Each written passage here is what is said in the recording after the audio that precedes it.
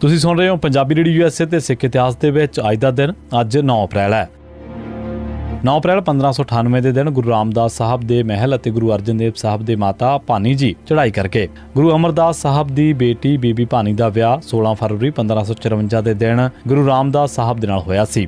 ਆਪ ਜੀ ਦੇ ਘਰ 1558 ਦੇ ਵਿੱਚ ਵੱਡੇ ਪੁੱਤਰ ਪ੍ਰਿਥੀ ਚੰਦ ਨੇ, 1560 ਦੇ ਵਿੱਚ ਦੂਜੇ ਪੁੱਤਰ ਮਹਾਦੇਵ ਨੇ ਅਤੇ 15 ਅਪ੍ਰੈਲ 1563 ਦੇ ਦਿਨ ਗੁਰੂ ਅਰਜਨ ਦੇਵ ਸਾਹਿਬ ਨੇ ਜਨਮ ਲਿਆ। ਆਪ ਦੇ ਪਤੀ ਗੁਰੂ ਰਾਮਦਾਸ ਸਾਹਿਬ ਇਸ ਤੋਂ 17 ਸਾਲ ਪਹਿਲਾਂ 1581 ਦੇ ਵਿੱਚ ਜੋਤੀ ਜੋਤ ਸਮਾ ਚੁੱਕੇ ਸਨ। 9 ਅਪ੍ਰੈਲ 1649 ਗੁਰੂ ਹਰਰਾਏ ਸਾਹਿਬ ਦਾ ਵਿਆਹ 14 ਜਨਵਰੀ 1640 ਦੇ ਦਿਨ ਰੂਪਨਗਰ ਜ਼ਿਲ੍ਹਾ ਗੁਜਰਾਂਵਾਲਾ ਦੇ ਭਾਈ ਦਇਆ ਰਾਮ ਦੀ ਬੇਟੀ ਸੁਲੱਖਣੀ ਨਾਲ ਹੋਇਆ ਸੀ। ਗੁਰੂ ਹਰਰਾਏ ਸਾਹਿਬ ਦੀ ਪਤਨੀ ਬੀਬੀ ਸੁਲੱਖਣੀ ਦੇ ਮਾਪੇ ਕਿਉਂਕਿ ਕੋਟ ਕਲਿਆਣਪੁਰ ਦੇ ਵਿੱਚ ਰਹਿਣ ਲੱਗ ਪਏ ਸਨ, ਇਸ ਕਰਕੇ ਉਸ ਨੂੰ ਕੋਟ ਕਲਿਆਣੀ ਵੀ ਆਖਦੇ ਸਨ। ਬੀਬੀ ਸੁਲੱਖਣੀ ਨੇ 24 ਫਰਵਰੀ 1646 ਦੇ ਦਿਨ ਰਾਮਾ ਰਾਏ, 9 ਅਪ੍ਰੈਲ 1649 ਦੇ ਦਿਨ ਰੂਪ ਕੌਰ ਅਤੇ 20 ਜੁਲਾਈ 1652 ਦੇ ਦਿਨ ਗੁਰੂ ਹਰਕ੍ਰਿਸ਼ਨ ਸਾਹਿਬ ਨੂੰ ਜਨਮ ਦਿੱਤਾ। ਇੱਥੇ ਇਹ ਵੀ ਜ਼ਿਕਰ ਕਰਨਾ ਜ਼ਰੂਰੀ ਹੈ ਕਿ ਇੱਕ ਦੋ ਲੇਖਕਾਂ ਨੇ ਗੁਰੂ ਹਰਰਾਏ ਸਾਹਿਬ ਜੀ ਦੇ 7 ਵਿਆਹ ਵੀ ਲਿਖ ਦਿੱਤੇ ਨੇ, ਜੋ ਨਾ ਸਿਰਫ ਗਲਤ ਹੈ ਬਲਕਿ ਬੇਬੁਨਿਆਦ ਅਤੇ ਹਾਸੋਹੀਣਾ ਵੀ ਹੈ। 9 ਅਪ੍ਰੈਲ 1925 ਦੇ ਦਿਨ ਆਪਣੇ ਆਪ ਨੂੰ ਹਿੰਦੂ ਆਗੂ ਅਖਵਾਉਣ ਵਾਲੇ ਗਾਂਧੀ ਨੇ ਆਪਣੇ ਪਰਚੇ ਯੰਗ ਇੰਡੀਆ ਦੇ ਵਿੱਚ ਗੁਰੂ ਗੋਬਿੰਦ ਸਿੰਘ ਨੂੰ ਭੁੱਲੜ ਦੇਸ਼ ਭਗਤ ਲਿਖਿਆ।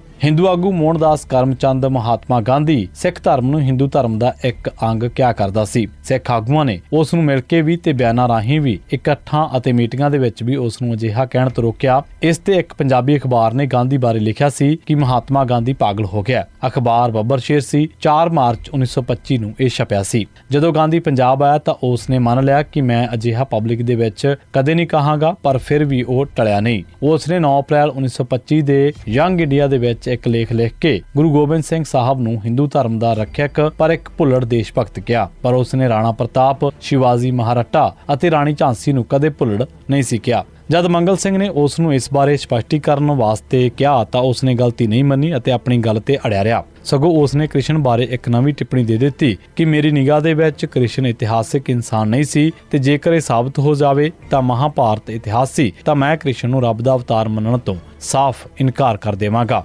ਉਂਝ ਗਾਂਧੀ ਨੇ ਮੰਨਿਆ ਕਿ ਉਸ ਨੇ ਸਿੱਖ ਆਗੂਆਂ ਦੇ ਨਾਲ ਵਾਅਦਾ ਕੀਤਾ ਸੀ ਕਿ ਮੈਂ ਉਹਨਾਂ ਨੂੰ ਹਿੰਦੂ ਧਰਮ ਦਾ ਅੰਗ ਨਹੀਂ ਕਹਾਂਗਾ, ਪਰ ਫਿਰ ਵੀ ਗਾਂਧੀ ਵਾਰ-ਵਾਰ ਸਿੱਖ ਧਰਮ ਤੇ ਹਮਲੇ ਕਰਦਾ ਰਿਹਾ। ਉਹ ਤਾਂ 15 ਅਗਸਤ 1947 ਤੋਂ ਬਾਅਦ ਵੀ ਸਿੱਖ ਧਰਮ ਬਾਰੇ ਉਜਲੂਲ ਬੋਲਦਾ ਸੀ। ਮਿਸਾਲ ਵਜੋਂ ਸਿੱਖਾਂ ਨੂੰ ਵੱਖਰਾ ਧਰਮ ਤਾਂ ਮੈਕਾਲੇ, ਉਹ ਸ਼ਾਇਦ ਕਨਿੰਗਮ ਕਹਿਣਾ ਚਾਹੁੰਦਾ ਸੀ, ਨੇ ਕਿਤਾਬ ਲਿਖ ਕੇ ਇਤਿਹਾਸ ਬਣਾਇਆ। ਗਾਂਧੀ ਦੇ ਲਫ਼ਜ਼ਾਂ ਦੇ ਵਿੱਚ ਇਹ ਸਾਰਾ ਮੈਕਾਲੇ ਨੇ ਖੜਾ ਕੀਤਾ ਸੀ। ਉਸ ਨੂੰ ਇਤਿਹਾਸਕਾਰ ਤਾਂ ਨਹੀਂ ਸੀ, ਉਸ ਨੇ ਸਿੱਖਾਂ ਨੂੰ ਅਲੱਗ ਧਰਮ ਕਹਿਣ ਦੀ ਜ਼ਹਿਰ ਫਲਾਈ, ਜਿਸ ਨੂੰ ਹਰ ਇੱਕ ਨੇ ਨਿਗਲ ਲਿਆ। ਗ੍ਰੰਥ ਸਾਹਿਬ ਕੀ ਹੈ? ਇਹ ਤਾਂ ਹਿੰਦੂ ਸ਼ਾਸਤਰਾਂ ਤੇ ਆਧਾਰਿਤ ਹੈ। ਇਹ ਸਿੱਖਾਂ ਦਾ 1.25 ਲੱਖ ਕੀ ਮਜ਼ਾਕ ਹੈ। ਐਟਮ ਬੰਬ ਦੇ ਇਸ ਜ਼ਮਾਨੇ ਦੇ ਵਿੱਚ ਸਿੱਖਾਂ ਦੀ ਕਿਰਪਾਨ ਇੱਕ ਜੰਜਾਲ ਲੱਗਿਆ ਹਥਿਆਰ ਹੈ। ਗਾਂਧੀ ਨੇ ਇਹ ਗੱਲ ਕਲੈਕਟਡ ਵਰਕਸ ਜਿਲਦ 99 ਸਫਾ 284 ਦੇ ਵਿੱਚ ਲਿਖੀ। ਜਿਸ ਤਰ੍ਹਾਂ ਲੋਕ ਕਿਰਪਾਨ ਪਹਿਨੀ ਫਿਰਦੇ ਨੇ, ਇਹ ਇੱਕ ਜੰਗਲੀ ਵਰਤਾਰਾ ਹੈ। ਗਾਂਧੀ ਨੇ ਇਹ ਗੱਲ ਕਲੈਕਟਡ ਵਰਕਸ ਜਿਲਦ 99 ਸਫਾ 274 ਦੇ ਉੱਤੇ ਲਿਖੀ। ਸਿੱਖ ਕਹਿੰਦੇ ਨੇ ਕਿ ਉਹ ਪ੍ਰੀਵੀ ਕੌਂਸਲ ਦੇ ਫੈਸਲੇ ਦੇ ਮੁਤਾਬਕ ਕਿਸੇ ਵੀ ਸਾਈਜ਼ ਦੀ ਕਿਰਪਾਨ ਪਹਿਨ ਸਕਦੇ ਨੇ। ਹੁਣ ਹਿੰਦੂਆਂ ਦੀ ਹਕੂਮਤ ਹੈ ਤੇ ਪ੍ਰੀਵੀ ਕੌਂਸਲ ਦਾ ਫੈਸਲਾ ਖਤਮ ਹੋ ਚੁੱਕਿਆ ਹੈ।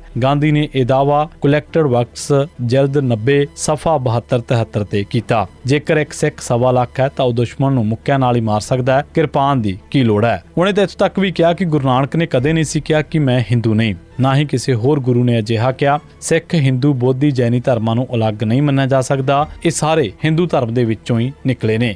ਉਹਨੇ ਕਿਹਾ ਕਿ ਹਿੰਦੂ ਧਰਮ ਇੱਕ ਸਮੁੰਦਰ ਹੈ ਜਿਸ ਦੇ ਵਿੱਚ ਸਾਰੇ ਦਰਿਆ ਸਮਾ ਜਾਂਦੇ ਨੇ।